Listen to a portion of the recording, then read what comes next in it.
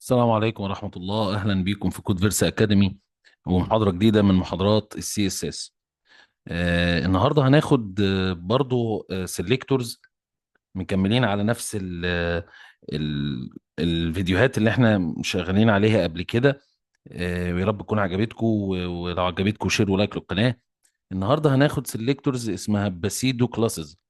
البسيدو كلاسز دي بتستخدم ان انا بعمل سي اس اس لحاله من حالات الاليمنت اللي عندي، لحاله من حالات العنصر ال HTML اللي موجود عندي. زي مثلا ان انا بعدي الماوس على ديف او بشيل الماوس من على ديف فيبدا ياخد سي اس اس مختلف.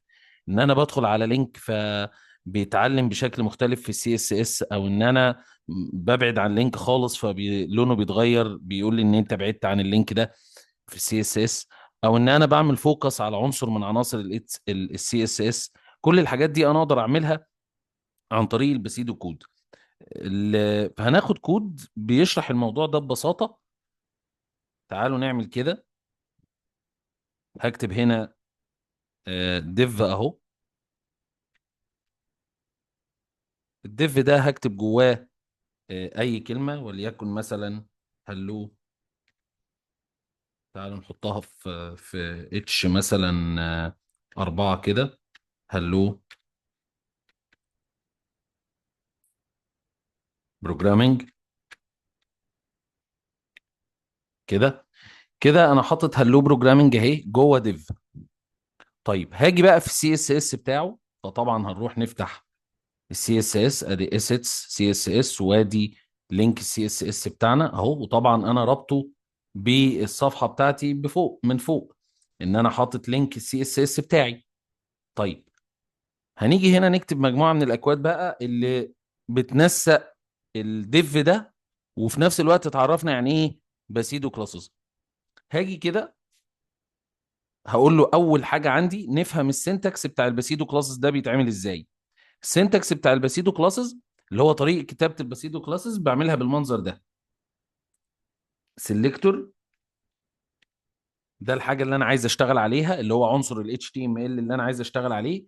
بعد كده دوت، لازم اعمل الدوت. الدوت دي هي الباسيدو كلاس بتاعتنا.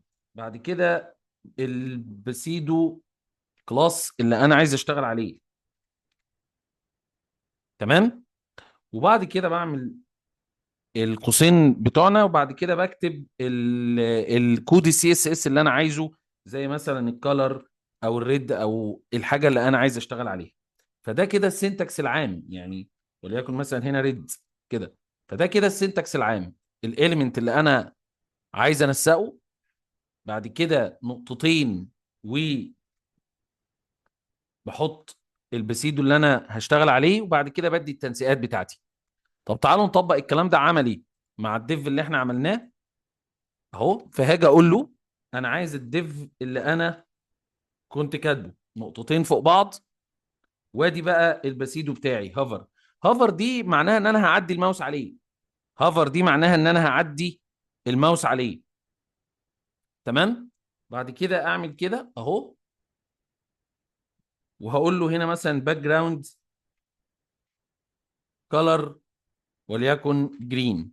باك جراوند كولر وليكن جرين. فلما اجي اعدي عليه بصوا كده، مجرد ما ادخل الماوس عليه يبدا يديني اللون الاخضر ده. يبقى هنا الديف ده هو ده السلكتور اللي انا اشتغلت عليه. تعالوا نكتب السنتكس تاني مع بعض اهو. ده سلكتور نقطتين،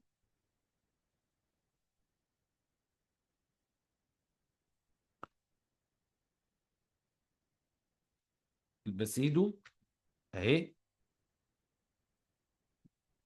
بي اس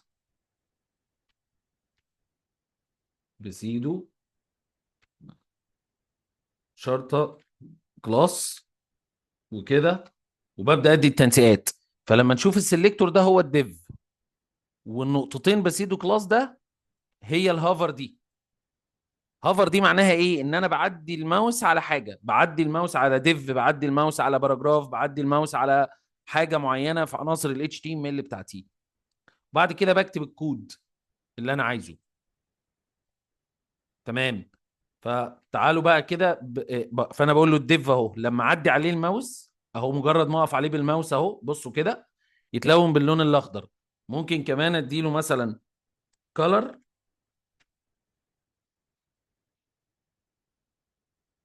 ريد، فلما اعدي الماوس هو اللون الاخضر والكلام بقى جواه باللون الاحمر. ممكن اكبر الخط، اقول له مثلا فونت سايز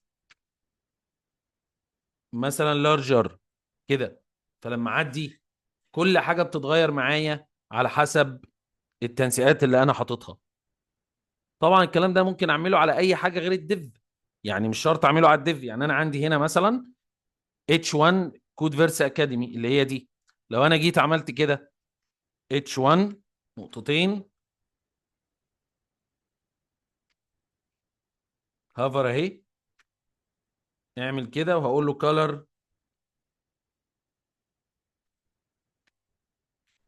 جرين. مجرد ما اعدي عليها الماوس هتلاقيها بقت باللون الاخضر. هو ده الباسيدو كلاس في السي اس اس. طبعا في منه حاجات كتيره جدا هناخدها في الحلقات التانية. لو عجبك الفيديو شير ولايك للقناه، وما تنساش تفعل الجرس. السلام عليكم.